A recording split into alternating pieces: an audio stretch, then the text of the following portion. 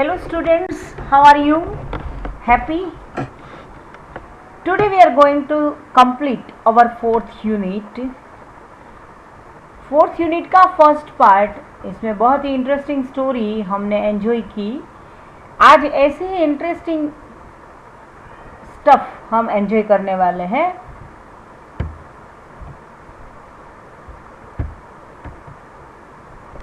First of all, before we write that poem, before we learn the poem, let's do something about your speaking and writing. Do you remember an anecdote or a story about a greedy or jealous person and the unhappy result of his or her action? Narrate the story to others in your class. यह आपका homework है. आपको ऐसी ही एक story prepare करनी है और उसका रिकॉर्ड बना के, वीडियो रिकॉर्ड बना के हमारे स्कूल के व्हाट्सएप नंबर में मेरे नाम से भेजनी है आपको. ओके? आपको एक गाइडेंस के लिए there is one story for you. Here is one for you to read. Seeing an old man planting a fig tree, fig yani anjir. An old man, what was he doing? He was planting a fig tree. The king asked why he was doing this. The man replied that he might live to eat the fruit, and even if he did not, his son would enjoy the figs. समझ में आ गया होगा. There is nothing to explain in it. Well, if you do live to eat the fruit of this tree, please let me know. The man promised to do so, and sure enough, before too long, the tree grew, bore fruit. To bear fruit यानी कि कोई भी tree के ऊपर fruit आना, fruit develop होना. Packing some fine figs in the baskets, the old man set out the palace to meet the king.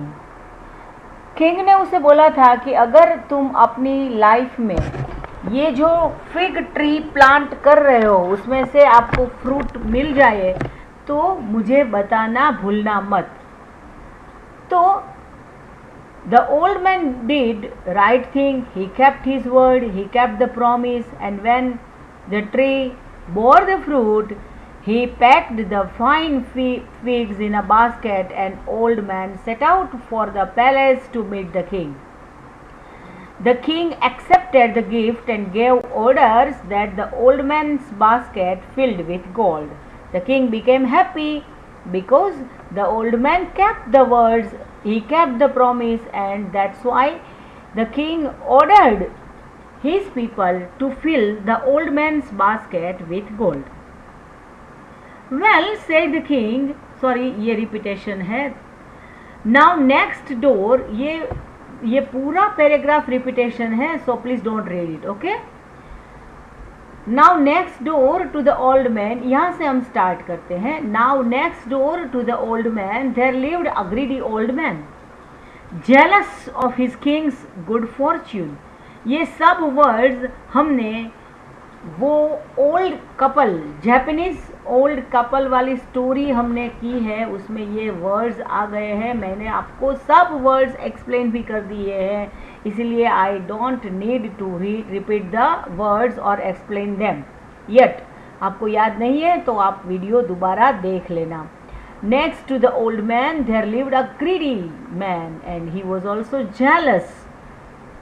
Y was the neighbour jealous? Because the old man who was good, he had good fortune. He also packed some figs in basket and took them to the palace in the hope of getting gold. याद आ गया? हमारी पहले वाली story याद आ गई ना आपको? वो हमारा जो अच्छे वाला कपल था उसका नेबर ने भी ऐसा किया था, डॉग को मार दिया था. याद आ गया ना सब कुछ? तो ये नेबर ने भी ऐसा ही किया कि उसने भी सम फिग्स लिए और किंग के पैलेस पे चले गए. What was his expectation? उसकी एक्सपेक्टेशन क्या थी? He had the hope of getting gold. मुझे भी गोल्ड मिलेगा. The king on learning the man's motive, motive यानी इंटेंशन, इरादा. The king learnt the motive of the man and ordered him to stand in the compound and had him pelted with figs The old man returned home and told his wife the sad story. She consoled him by saying, "You should be thankful that our neighbor did not grow coconut." So the king learned the bad intention of the man and he ordered him to stand in the compound and had him pelted with figs. सब लोगों ने को बोला कि pig से उसको मारो, fig से उसको मारो. तो old man return home and told this sad story and she consoled him by saying, "You should be thankful that our neighbor did not grow trees." King के आदमी ने आपको फिग से मारा तो आपको आपके नेबर्स को थैंक्स बोलना चाहिए कि अच्छा किया उन्होंने कोकोनट नहीं प्लांट किया था, वरना soldiers would beat you with coconuts. This was just an idea that you should tell such stories about a greedy person. You can find them out from internet also. Okay, now a little bit grammar we shall do. Put each of the following in the correct order, then use them appropriately to fill the blanks in the paragraph that follows. Use correct punctuation marks. Don't forget to put punctuation marks. I don't remember कि last year आपने punctuation marks के बारे में teacher ने आपको पढ़ाया है या नहीं, लेकिन when the school opens I will explain you everything to you. Okay, don't worry. English and Hindi both in he writes. So you should start your sentence with subject. Subject कौन है? ही. तो कैपिटल किया है ये ही, देखो कैपिटल है नहीं है, तो यहाँ पे आपको कैपिटल लगाना होता है. He writes both in English and Hindi, and only a few short stories, many books in English and Hindi. फिर दूसरा वाला सेंटेंस है in Hindi and English and Hindi. Sentence आपको आगे बढ़ाना है. ओके, ये आपका होमवर्क है. ये भी आपका होमवर्क रहेगा. रविकांत इज अ राइटर, ये आपको अपने आप करना है. जब भी स्कूल ओपन अप होगी मैं आपको चेक करूंगी. इसकी आपको पीडीएफ मैं नहीं भेजने वाली हूँ. ओके, क्वेश्चन आंसर की पीडीएफ आपको मिल जाएगी, so don't worry about it. Okay, are you fond of reading stories? Did you read one last month? आपको स्टोरीज का, are you fond of reading stories? Story पढ़ने का शौक है? इफ नॉट, लास्ट मंथ आपने कोई स्टोरी पढ़ी है? नहीं पढ़ी है? then read one or two, then write a paragraph about the story. Okay, ये भी आपका होमवर्क है. कंपल्सरी आपको CW में करना है.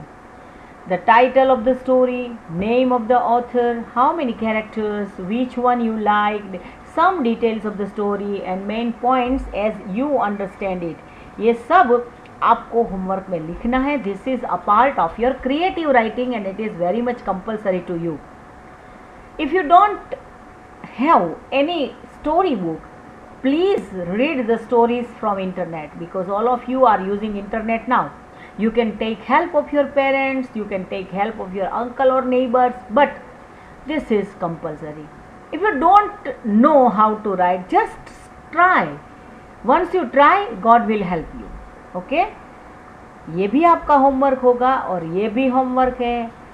ये जो स्टोरी मैंने आपको लिटिल बिट पढ़ के सुनाई, ऐसी भी स्टोरी आपको बोलनी है और आपको टाइम मिले तो रिकॉर्ड करके मुझे भेजनी है. ओके, अब थोड़ा सा अच्छे वाला एक आपको हंसी आ जाए ऐसी बातें अब हम पढ़ने वाले हैं, लेकिन इसके पहले ये सेंटेंस पढ़िए.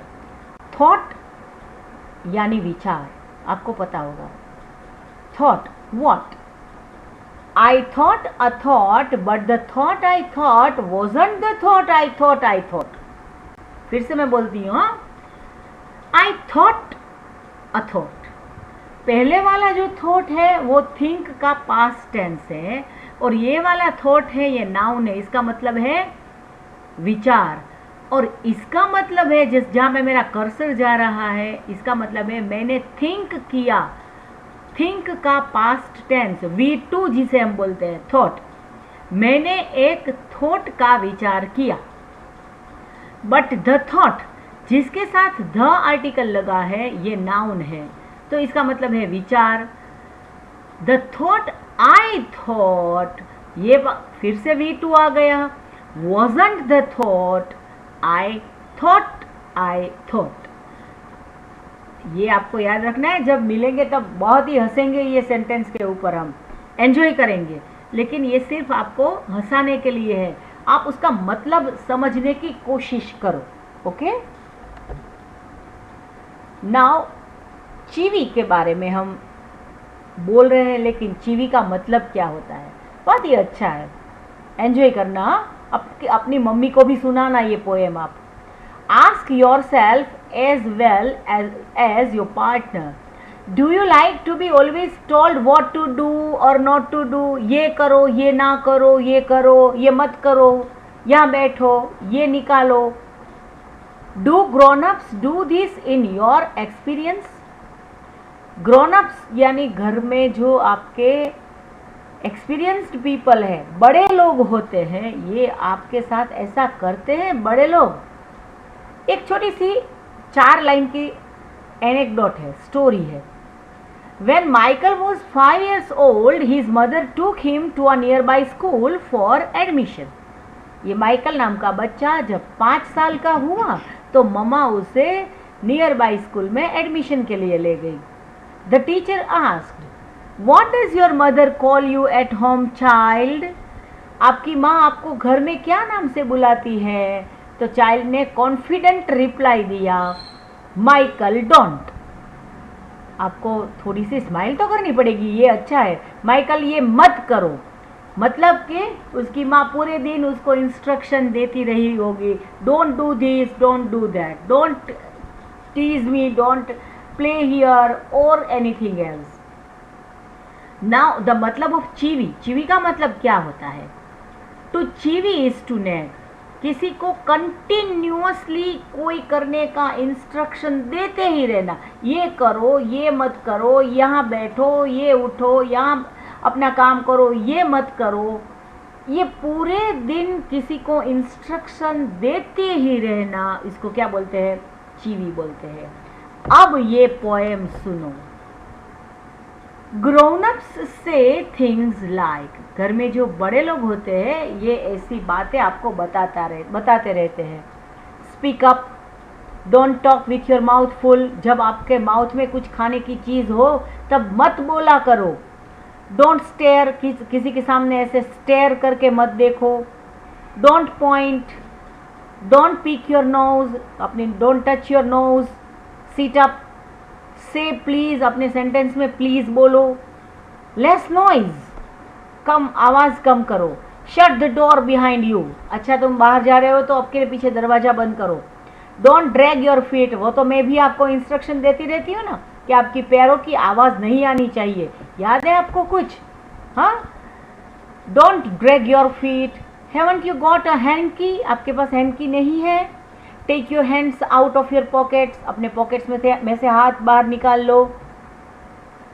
पुल योर सॉक्स अप, सॉक्स को अप करो, इतना नीचे क्यों रखा है? स्टैंड अप स्ट्रेट, सीधा खड़े रहो। से थैंक यू, बड़े लोगों को थैंक यू बोलो। डोंट इंटरप्ट, बीच में मत बोलो। No one thinks you are funny, ऐसी बातें करके कोई आपको फनी नहीं कहेगा। Take your elbows off the table, अपने एल्बोज टेबल के ऊपर से हटा दो। Can't you make your own mind up about anything, तुम अपने हिसाब से कोई काम नहीं कर सकोगे। Can't you make your own mind up about anything, ऐसी बातें घर में सब लोग इंस्ट्रक्शन देते ही रहते होंगे। फिर से मैं रिसाइट करती हूँ। ग्रोन अप्स से things like speak up, don't talk with your mouth full, don't stare, don't point, don't pick your nose, sit up, say please, less noise, shut the door behind you, don't drag your feet, haven't you got a hanky? Take your hands out of your pocket, pull your socks up, stand up straight, say thank you, don't interrupt, no one thinks you are funny, take your elbows off the table, can't you make your own mind up about anything? And the poet is Michael Rosen. So this is a funny poem. We have enjoyed it. आज का video थोड़ा सा short बना है. Next time नया unit हम start करेंगे.